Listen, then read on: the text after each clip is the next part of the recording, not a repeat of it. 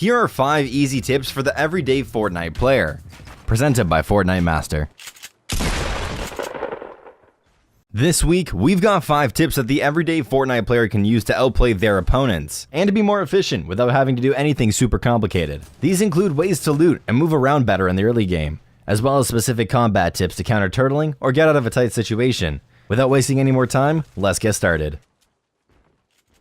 This first tip is most useful in the early game when you're farming in houses and ducking in and out of doors, but can also come in handy whenever you're using your pickaxe to break things throughout the game. The premise is to switch to your pickaxe or a weapon to cancel an animation that forces you to walk for a short period of time.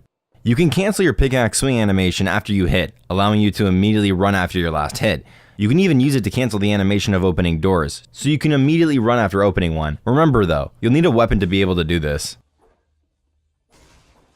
In order to do this tip a little bit more easily, you should make sure that sprint by default is toggled on, and then you have a key binded to toggle harvester instead of just harvester in your keybinds. This will make sure that you'll be sprinting as soon as possible, and it'll save you a few key presses, as double tapping the toggle harvester key to cancel the animation and swap back to the pickaxe pretty much instantly.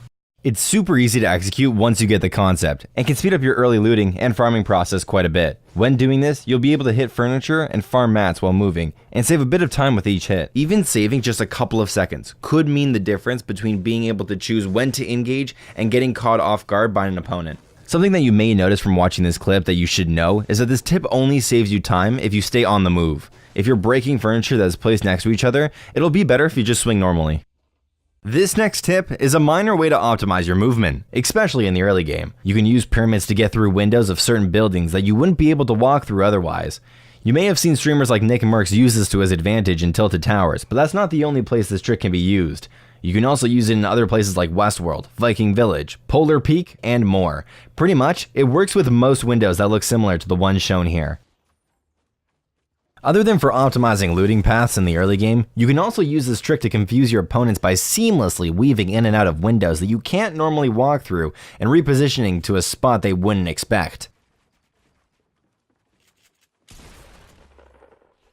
This next tip is more combat oriented and allows you to wall replace or take control of an opponent's wall in an unexpected way. Shout out to TSM Myth, the first player we saw using this trick. The trick takes advantage of the fact that you can hit a structure through something else if you can still see the blue circle. You can use this mechanic to destroy somebody's wall, even if you are behind another structure.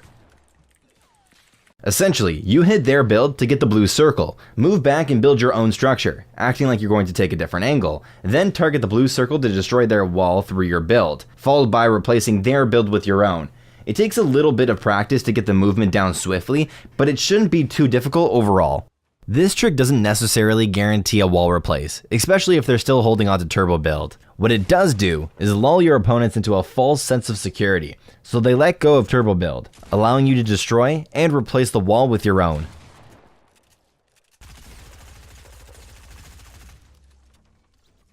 Launch pads are a great mobility item for making hard rotations and disengaging from tight situations, but they do have a downside. Other players can follow you. This means that your opponents can also get free rotations from your pad, or if you disengage, you'll probably only get away for a few seconds before they catch up. The simple solution to these problems is to destroy your launch pad as you use it.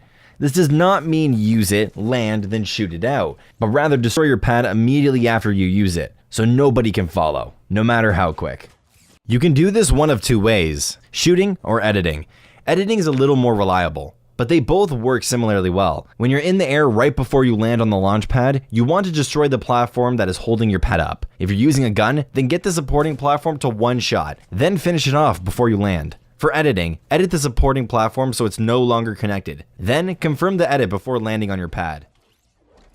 This last one is another combat-oriented tip. Let's say you're trying to turtle and somebody is spamming your walls relentlessly. Although most players feel vulnerable when they're getting spammed, the opponent who is spamming is also extremely vulnerable.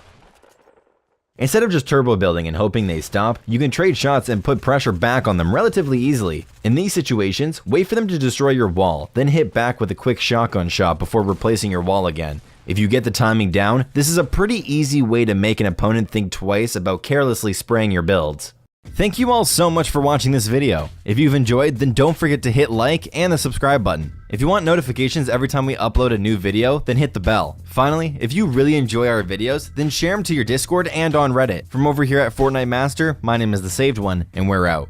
Peace.